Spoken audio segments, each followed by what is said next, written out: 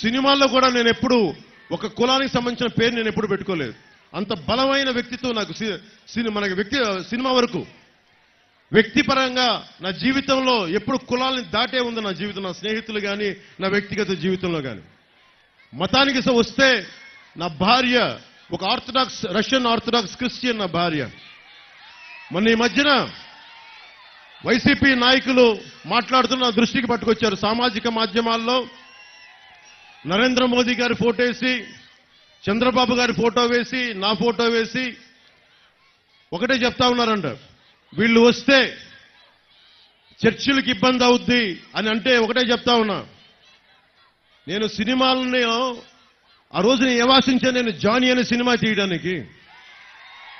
ఓట్లు పడతాయనా? లేదు. సమాజం అందరూ బాగుండాలి. ఎంతసేపు హీరోలు ఒక మతం నుంచే కాదు, వేరే మతం నుంచి రావాలని కూడా ఆలోచించాం. అందుకే జానీ అని పెట్టాను దానికి.